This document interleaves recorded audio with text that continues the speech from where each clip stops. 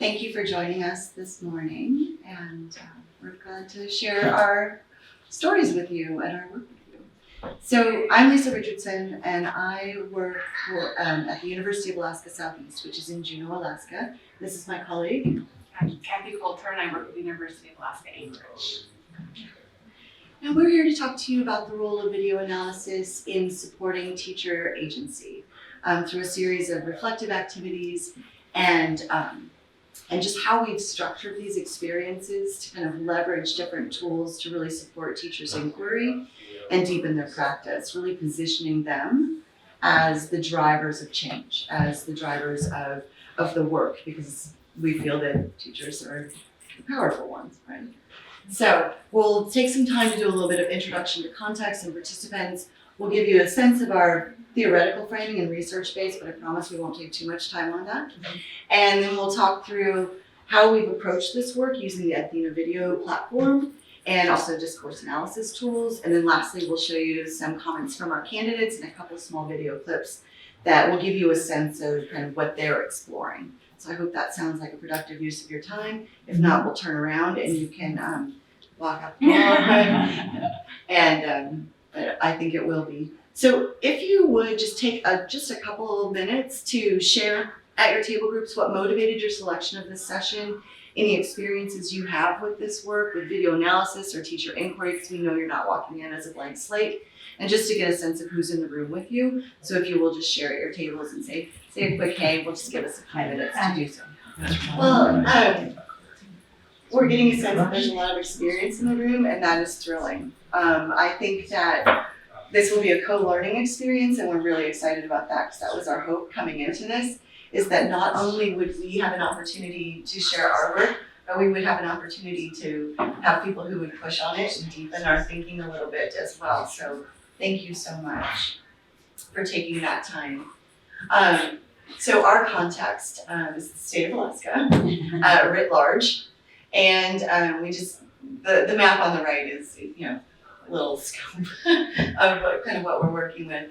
I coordinate the Reading Specialist Program for the state, which is an MED program working with in-service teachers. And for the last 7, 8 years, we've been really digging into how do we provide these candidates with really exemplary practicum experiences and these collaborative communities when they would have to fly as far as we did to come here to go see each other across the state, right? And most of our communities are not accessible by road, so it wouldn't be a matter of driving 45 minutes. Even going to visit Kathy is an hour-and-a-half flight for me. I cannot operate a vehicle and go there. So even though we work at neighboring universities, so that's my role, and I've been working with these teachers across the state of Alaska for, like I said, quite some time. And then in the past couple of years, Kathy and I have partnered by virtue of a National Professional Development Grant to bridge our programs to support candidates in both getting a Reading Specialist certificate and an ESL endorsement. But our questions remain the same, right? And our curiosities remain the same. How do we support this work across the state? So I am new to video analysis. The endorsement program that I run at UAA used action research as a field experience base, and so as we were collaborating on integrating and aligning our programs through this grant,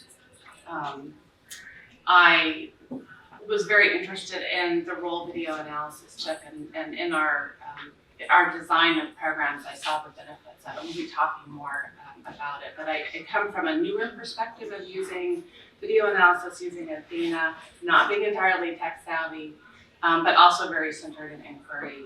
And as Lisa said, we have candidates from all over the state of Alaska. So we needed something where we could have a platform where candidates could look together at what others.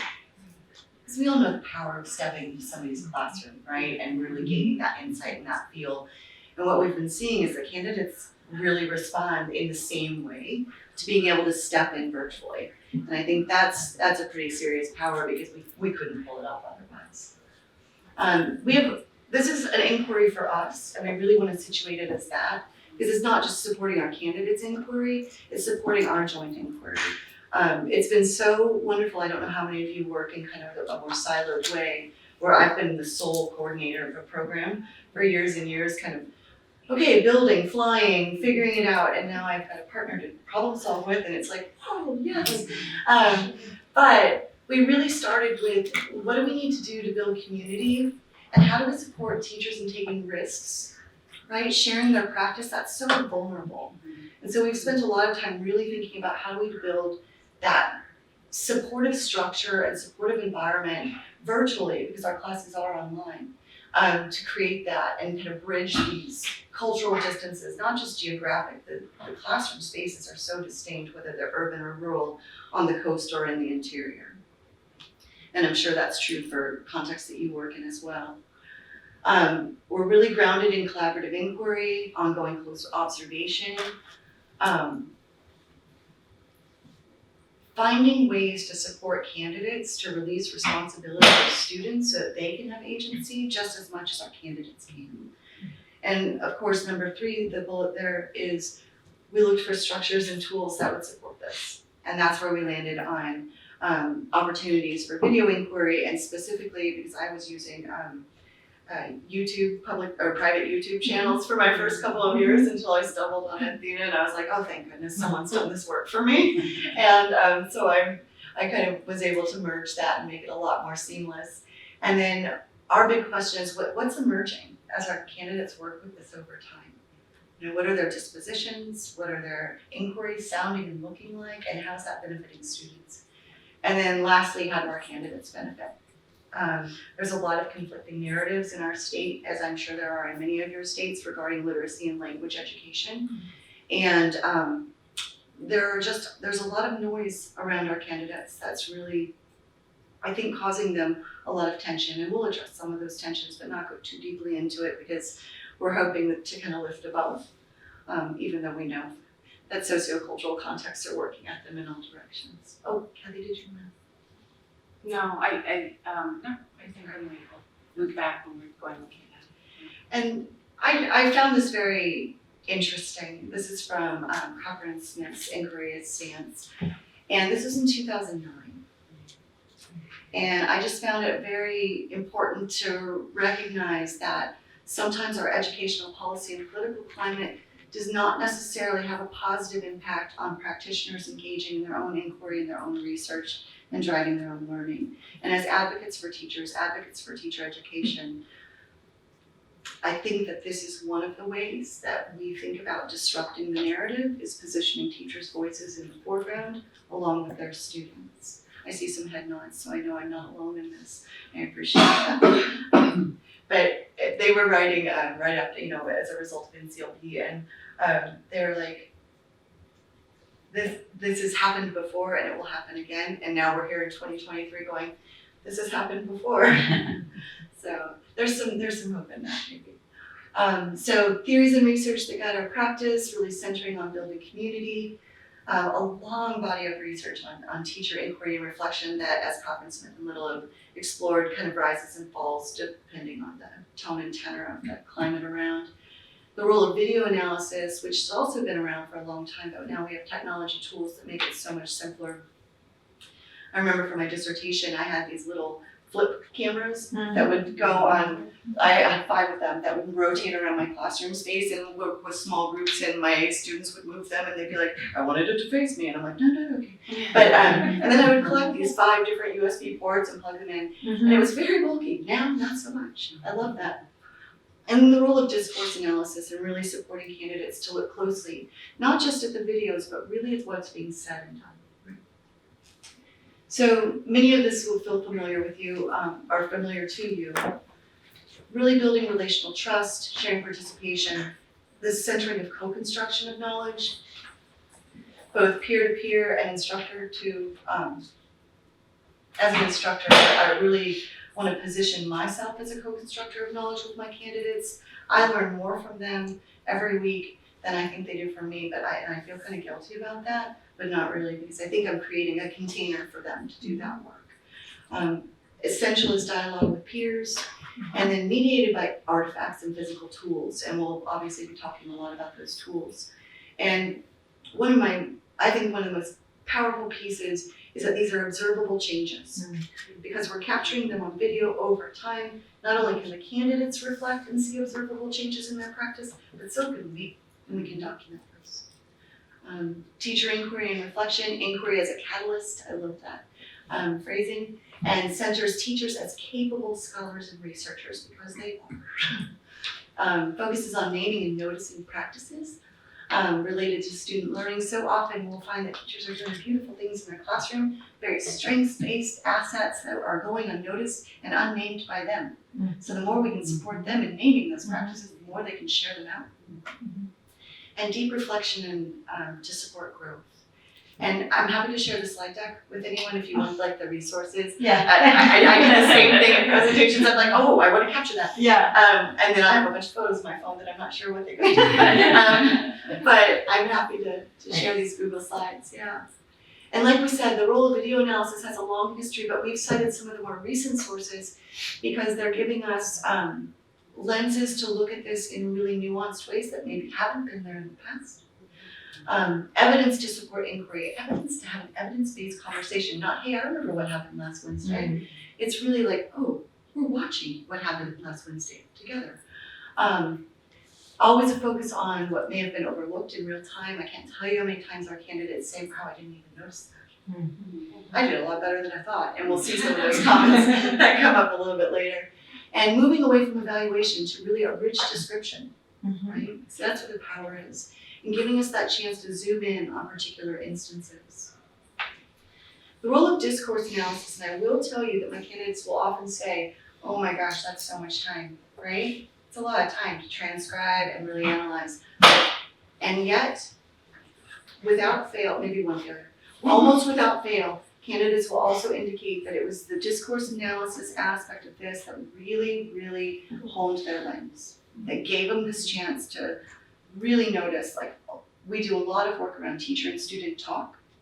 And if teachers are transcribing a segment of video and the teacher chunk is this big and the student chunk is this big, it's pretty obvious to them. They're like, whoa, I might want to receive my voice. Critically examining teaching moves, being very careful about what we do say and how students respond. I mean, Peter Johnston's work in Opening Minds is so resonant with teachers who are trying to, they think, oh, I really want to pull forward these assets in my students, but the way I'm speaking to them really doesn't create space for that. You know? And so this idea between what teachers say and what students take up or do not. So we wanted to pause again, because that was a lot of blah, blah, blah, and give you a chance to think about what are some of the entry points that you've created for teachers or teacher candidates that you work and learn with in your context. And how are those being enacted in your spaces? Let's take a few minutes there again. You can talk with the people next to you or at your table, either way. We've approached this, like I said before, in the theoretical framing, really grounding ourselves in a supportive community.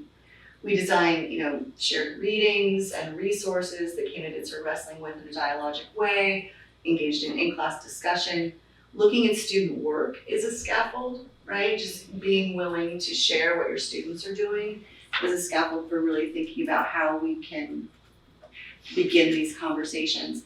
And then easing into the classroom video, both independently and collaboratively. We always ask candidates to review their video and reflect on it individually before they step into classroom space and talk with others about it. And I always, in the very first video in the very first class, because we do a series of progressions, I ask students to go just 1, 2, 3. I hate seeing myself on video. And just get it out of the way. Let's just leave it all out there, right? I'm like, I'm the same. And then lastly is kind of easing them into this idea of transcription. But this is all a progression that come on. One of the things that is really important about this framing is that from the outset, we have really high expectations that they will have completed the reading and be prepared for in-group conversations. And one of the questions that came up at this table is what kind of template or kind of a frame for looking at the videos, and that's definitely one of them. is that we're very guided by the research and the evidence and the scholarship in the field, and we encourage them in their small groups to have those texts open, refer to the page number, and integrate those into their conversations in the small groups, and also into their observations and analyses of one another's videos. So there's a lot of disposition building that happens around these. And it's carefully curated in a way that the readings are intended to be supportive of what they're exploring in their videos, right? So we don't say, please check this list. We say, what connections are you making between the instructional practices and the theoretical framings, different readings that you're doing? And so it's a lot more driven by them as opposed to what they're usually feeling at their school sites, which is, here's a framework that we're supposed to be adhering to, and I'm having an observation in my classroom and I need to do this. It's more like, what's driving you? What are you curious about? What do you want to learn about your students? What do you want to learn about your own practice? And how are you connecting to the research that shows us what might be most effective, and how can you enact that in your own space?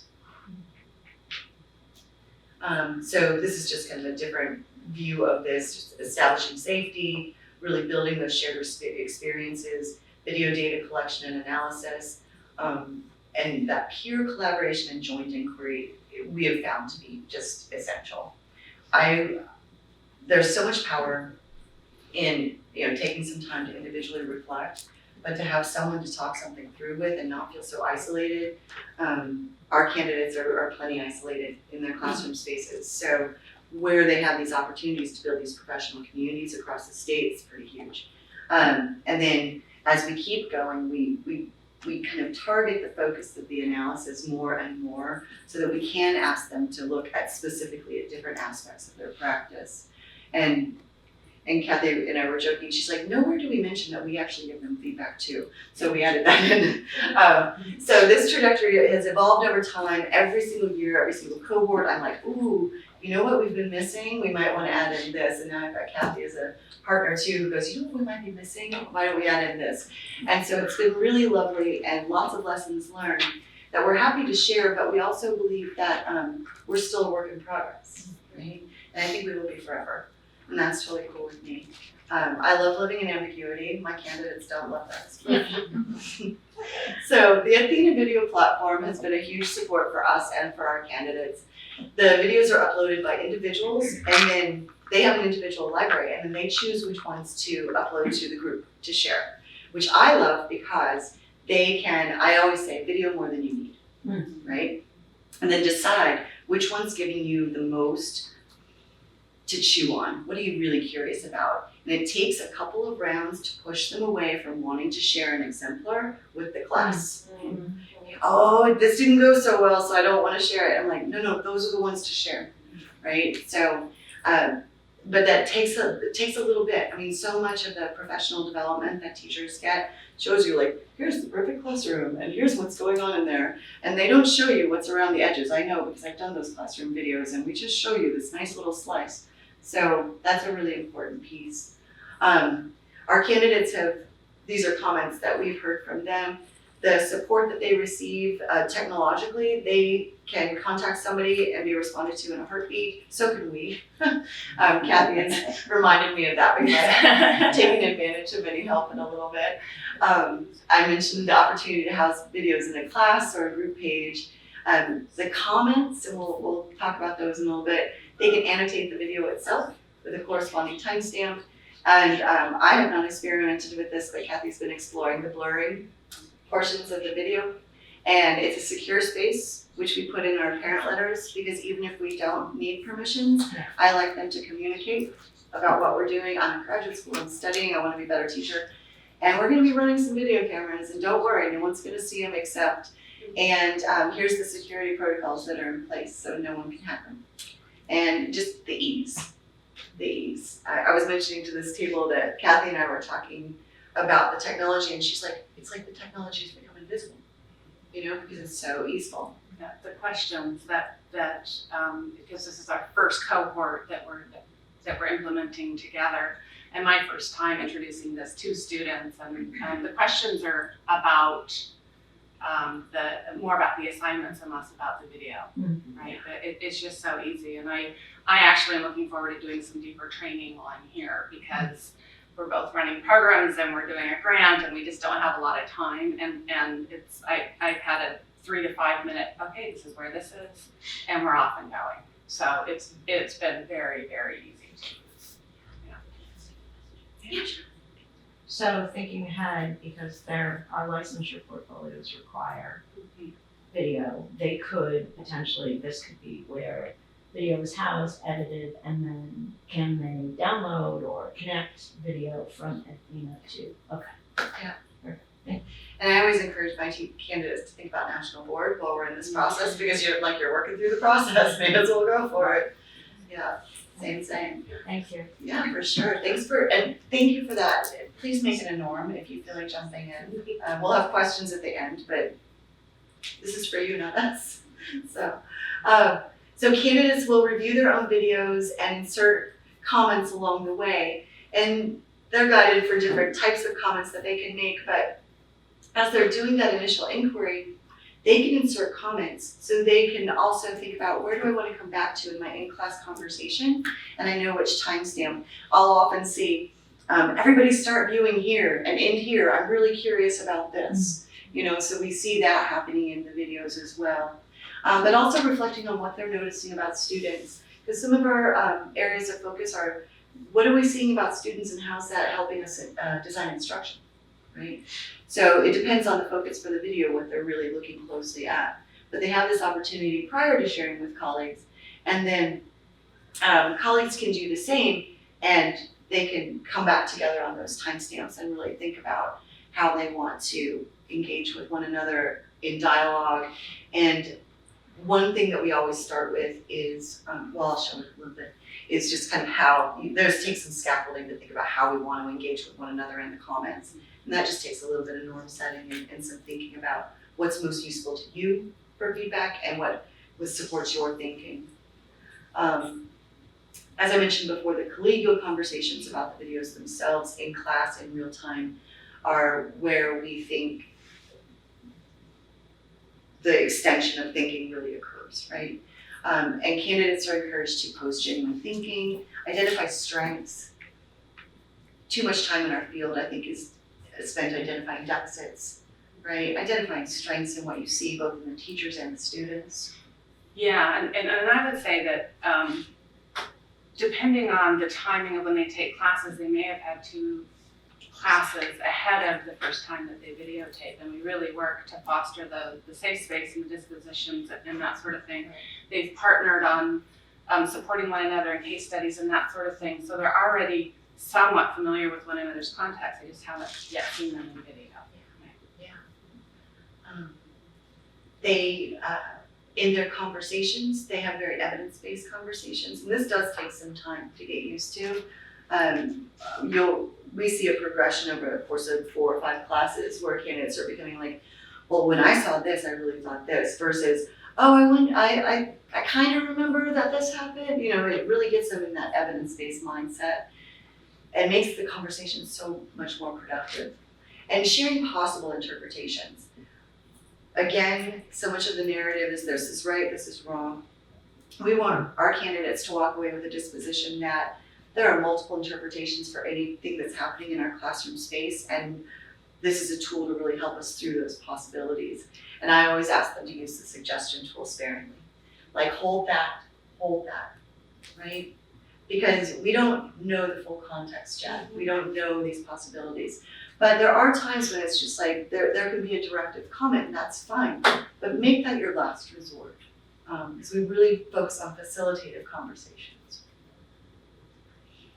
And candidates can download and export the comments, which comes in really handy for them when they write their analyses, because they can go back through. We ask them to not only focus on what they noticed, but focused on feedback that they received from colleagues as well. So they can pull this in and go, Brandy mentioned that maybe I should consider, and then they go, and they put the little timestamp and the date, and it's very helpful for them.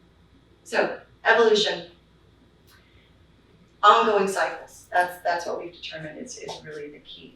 Not once, not twice, but multiple cycles in a semester, it takes off that perfectionism piece, like, oh, I have to showcase one perfect element of my practice. No, we're just gonna keep looking, and see what we see. It never has to be perfect because it's always in process. And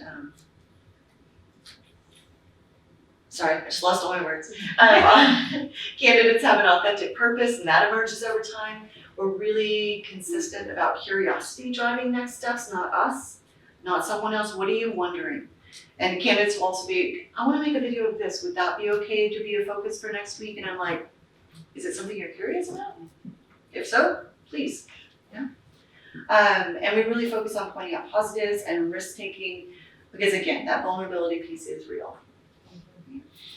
And the supportive community over time becomes a trusted space. We find that the first class meeting was a little tentative. First couple rounds, they're like getting to know each other. You can see it in their comments, you can see it in their conversations. And it's like, you know those you've heard them before. And then they continue on and they get a lot deeper and they get a lot more vulnerable, like, I didn't know what was going on there. Could somebody help me figure it out? So all of your classes are online, right? Yeah, they are. And so what do you do before you are doing the video? Like, what are some of the online community building things that you engage in? It's a lot of discussion. They do a lot of, the trajectory of the coursework starts with a language reading and culture course, which has a cultural autobiography that they share, so they really examine their own identities in relation to others. There are case studies that they work with in their theory course that they co-construct, and they look at data together there. Okay. So those are, but the entire class meeting every week is either in pairs or small groups, with the exception of one of us going, okay, and our next topics are, and you might want to consider, and here's your discussion prompts, and go. Okay.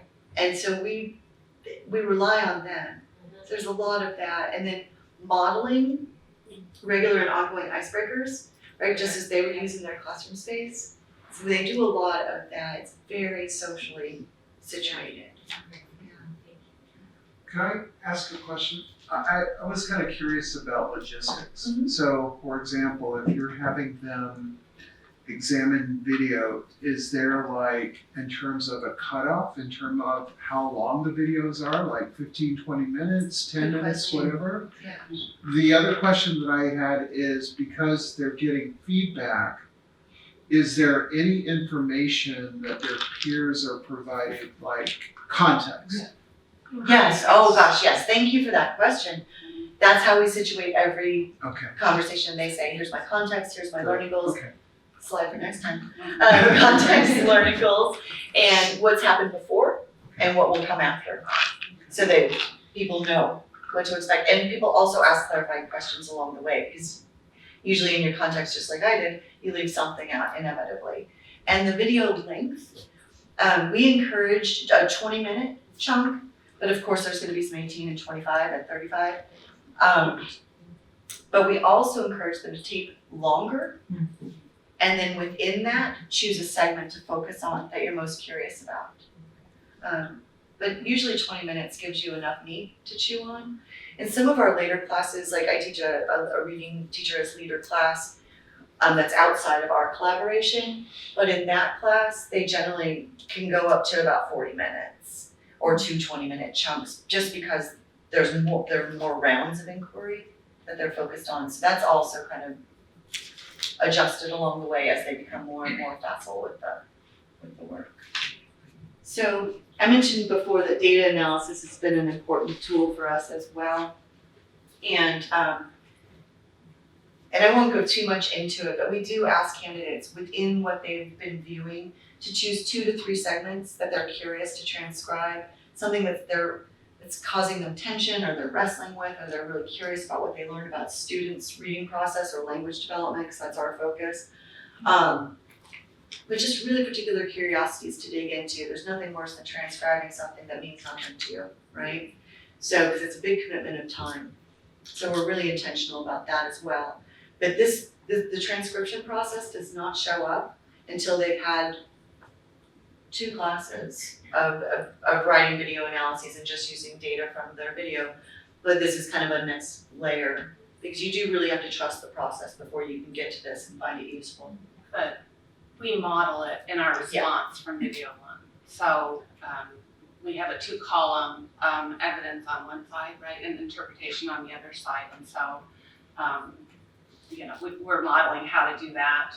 We'll a little bit of a conversation and our interpretation as we're responding to that. Yeah. So it's, I think some of them take it up It's true. before it's assigned Yeah. because it's interesting. We've had a norm of keeping our comments for most of the classes, with the exception of some different configurations, off of the Athena platform and give our feedback kind of offline, so that space is preserved for them and our comments don't disrupt their co-construction. And that may not be a needed layer for everyone, but for whatever reason, it's just a stance that we've chosen to take up and hold. And so like Kathy said, we will transcribe what we're seeing and then do the corresponding interpretations. Did I see it? Oh, thank you. So Athena doesn't do an automatic transcription? No. Isn't it automatic transcription? No. But I do have candidates who have found automatic transcription tools. You're doing Zoom? Yeah. Right. But I will say that, I don't mean to be a Luddite about it, but there's power in going through it manually, and I try and make that really foregrounded for them. If there needs to be an accommodation and it's just overwhelming for some candidates, that's fine, but I do encourage them to do, I mean, it's 2 to 3 minute chunks that I'm asking for, so, they're not big segments. Some candidates will get so excited, they will end up transcribing their entire video, and that's fine too. Just one more quick conversation. It sounds like there are some good questions, and so if you do have questions as we're moving around, but tools and approaches you're currently using, and this might be connected to the conversation you just had, that are supporting teachers' growth in your context. It doesn't have to be technology, but any other mediational tools that are useful to you. So take a moment. So we've been looking at written analyses, videos, and video comments. And we're doing a pretty deep dive in developing a series of cases that we'll continue to be working on. But we're just going to give you a preview of some of the initial findings that we found as we're building our more thick descriptive case studies. So, which we will not elaborate here completely. So what we're seeing is an emergence of teacher agency, and we're being pretty careful about how we define that. But it's just when teachers are able to deepen their capacity for reflection, they know how to respond to teachers, they can act on their own ideas, right? These are important pieces for teachers to be able to do. So we're seeing evidence of teachers revaluing themselves as teachers, evolution over time, but an evolution is never linear, is what we're finding. Shifts in how teachers view themselves and their students, perceptions of their curricular materials and the limitations thereof, and acknowledgement of tensions and complexity, like we mentioned before, kind of the sociocultural context that we're all living in. And Kathy, do you want to walk us through? Yeah, so we've had a lot of fun really going into the data and rereading and watching trajectories over time, and we have found some really astonishing things. And I would say these are also taken up through our conversations, which we engage in weekly as well. And I also have the opportunity to attend Lisa's class, so I'm able to go into her breakout rooms and listen to their conversations. So it's really an iterative process. So there's a lot of change in their self-concept as a teacher over time, and you can see from these quotes.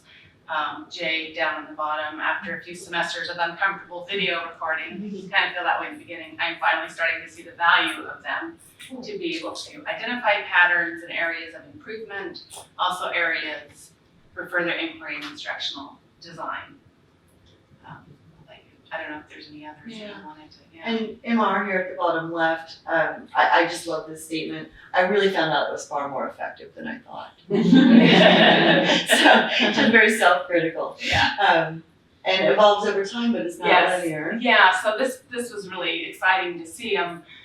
The trajectory of Jay in the beginning was observing our students and decided that they needed isolated skills worksheet on digraphs. She's way off on the island, The right? little Like, tiny Aleutian Island chain. very is, remote Alaska. You'll see her shortly. Right, and they're doing these digraphs, but within the very next video analysis, she switches to them doing think aloud because she wants to model for them what happens to the mind of what happens in the mind of an efficient reader is the reader's working to make meaning from text. And then if you go to a couple of other iterations, she's now moving to, after getting feedback, realizing that she's still dominating, right? That she needs to minimize her direct participation. And this leads us up to the first video where she actually walks away to see what happens. She doesn't have to be directing instruction all the time.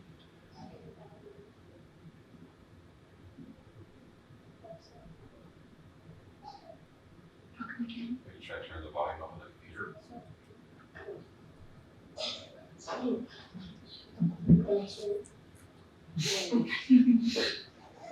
I am illustrated by Pat Maloney. Yeah, Pat Maloney. Look at her comment here. But one big birds wait. This they wait.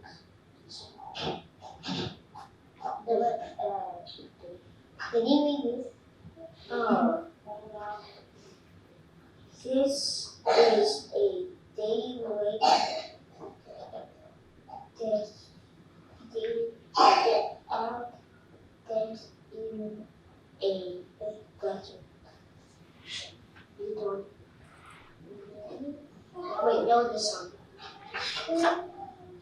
On top. This is they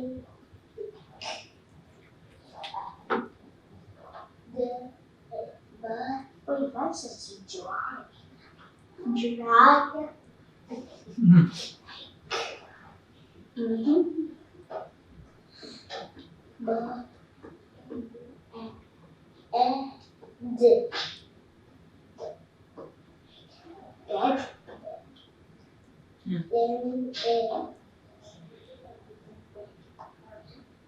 Pauses there. You can get a sense of the teacher's inquiries, seeing how these students work together, right, and getting a sense of what they do when they're being left to be independent. And so that's, it's not always just centered on their instruction, but also curiosity they might have about students' reading processes as well.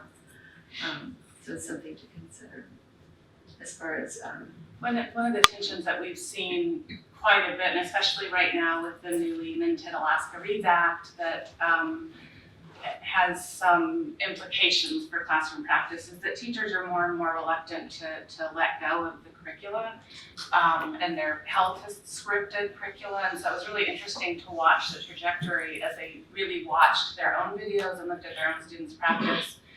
They began to get that agency to understand that they could release, and that'll be in some of the quotes later, but how they view their students. It was as though they really started really viewing their students over the course of time, and that came through in Jade's quotes. I particularly like this one on St. Lawrence Island where she lived. The teachers who teach here live in a unique cultural setting among Siberian natives. I got a small taste of my students' funds of knowledge. When they drew about their camp and wrote about it, it only makes me more excited to make my classroom a safe space where they can share their own unique funds of knowledge in a classroom that welcomes diversity. just, again, underscoring that idea of really seeing our students and bringing their identities into classroom spaces. It could have included so many of these, the perceptions of curricular materials. It was really interesting to watch that trajectory. It took time. We didn't get that one quote where she's like, this is not the most ideal text. And we're commenting, and yet she's still hanging on to it, And then at one point they let go. Right? But they're analyzing these patterns of behaviors in their classrooms and are seeing when students are more and more cognitively engaged and when they're not. They're like, why are they so wiggly? I'm like, no wonder. And then just this acknowledgement of tensions and complexities, right?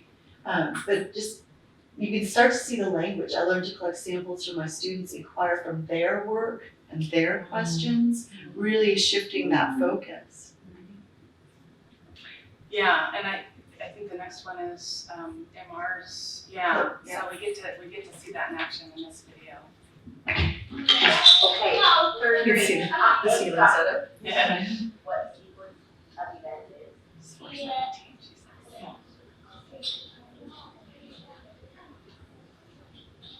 You can look that up, 417. Yeah. What else is So she's indicating there to her partner, look at start from 417, that's where you can.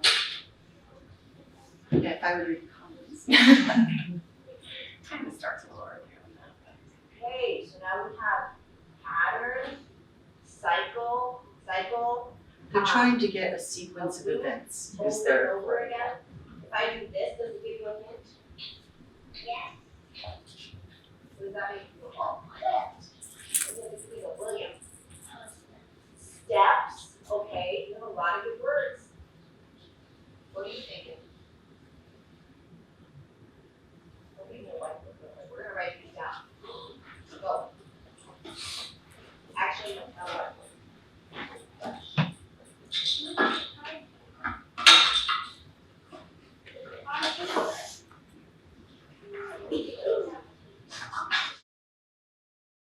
Again, reinforcing we don't want perfection, right? We don't care if there's a slang in a video. Yeah, please. So you see how she is stepping away from the script here and saying, all right, I'm gonna take your ideas and write these down, right? And then you watch as the kids start getting more engaged and moving forward. Oh, it's their words. Yeah. So this wasn't her lesson plan, right? She makes that move because she's noticing what students are doing. She's noticing their lack of engagement. Pattern.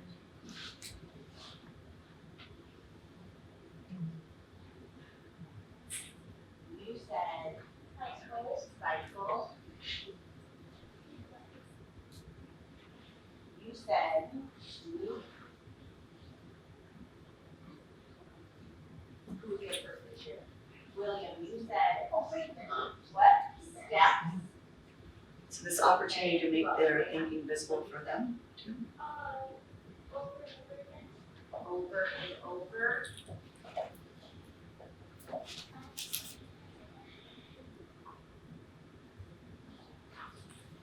Okay. And I'm gonna draw one more picture on you, okay? Look. I'm gonna draw this. Goes to this, right? Goes to this. Okay, there's one word I'm looking for, nobody has said. One word. It starts with an O.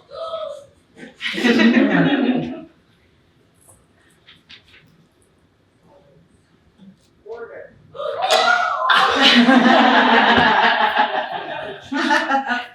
So not only do we get the pleasure of, supporting inquiry, we get to see moments like that are a blast to often too, right? So just this opportunity for this teacher to say, you know what, I'm really losing them. And my script says this, but I'm going to go over here and I'm going to capture this. And she says here, but so much of what we do is in the small. Yeah. And so that's an opportunity to pull that out. So, but how do you notice those things in real time, right? So the video is just a huge support for that. I know that we're just about out of time, and good thing we're just about out of slides. And so I'm really glad that you asked questions along the way so that we were able to mediate some of those, but we're happy to answer any others after the time as well. This idea that teachers are finding spaces where they feel success, right? And that teaching needs to come from a genuine place. That's what we're seeing, and not in just these two cases that we're sharing today, but over and over. So we're really curious about that, and we're going to continue to kind of tease with that and see. But as we're thinking about this work and what continues to emerge, we're hoping that we'll get to be part of an even larger dialogue around teacher inquiry and kind of the tools that mediate that. And we hope that you'll let us know if there are things that you're doing that we could also benefit from. And we really appreciate you being here. I know we have just a few minutes, but are there any additional questions that haven't been surfaced that you would like to? Appreciate your presentation. I think it really demonstrated how you can close the gap, the theory to practice gap when it comes to teaching. Okay, so everything. And then AACTE is a wonderful platform in which to use as a tool. We use that at our So one of university our too, programs, at and so it's the just. City University of Seattle. You did mention it, and I liked how you provided a lot of detail on the peer collaboration. So there's plenty of evidence showed on that. Have you ever thought of, or do you do real-time peer collaboration in terms of them being able to watch the video in real time? Together. Yeah, Yes. whether they're together or. That's our class meeting conversation. okay. Yeah, thank you for that, for making Yes. that clear. The comment tool we use as preparation for that real-time conversation. So they'll share their screen on Zoom and watch each other's video together and then go, oh, I saw that you said, or oh, I also noticed, and they'll talk it through. Because without that, it would be too, Excellent. thank you for clarifying that. Other questions before we? Lisa, are they doing this weekly? It's usually bi-weekly because the cycle is that we'll do a class meeting where we're really focused in on the video inquiry, right, making those connections to readings. Then they spend the following week incorporating their peer feedback and reflecting on their own, and they submit their written analysis. And then we feedback that. And then the next week they come with another video that has been grounded on what they learned from the one before, and it just, so it's every other, essentially. You said you'd be willing to share your slide deck. Yeah. I'm also curious if you'd be willing to see an example of a reading, because I understand the cycle is you're reading about something, then the video, you're focused, and then there's the inquiry, and I'm just, if you could give me an example of a reading that then was followed by, would that be possible? Yes. And I'm in my head going, yeah, we've got a ton. And so I'm trying to think of what would be the most concrete to offer. If I can leave you, of course I don't have a card, but I can leave you my email. Well, or address. contact Lisa and. Oh. That's true too. Yeah, if you want to leave us your email, we're happy to follow up. If you want to grab ours, I'll email you. you can do that as well. And we promise we'll respond. Great. Because we love colleagues. We love having more colleagues. So, yeah, Very for much. sure. I'll be Thank in touch. Before people run out, I'm Adam from AACTE, I'm a former teacher, and so here's one thing, but I want to let you know, we're having a happy hour tonight, they'll be there, so if you'd like to talk more with them, so. What time, where? I will give you the info on your way out, is what I'm saying. Thank you. Please do. We'd like to But hang stay out and with you ask outside when questions. we're talking heads. So thank you so much. Thank you.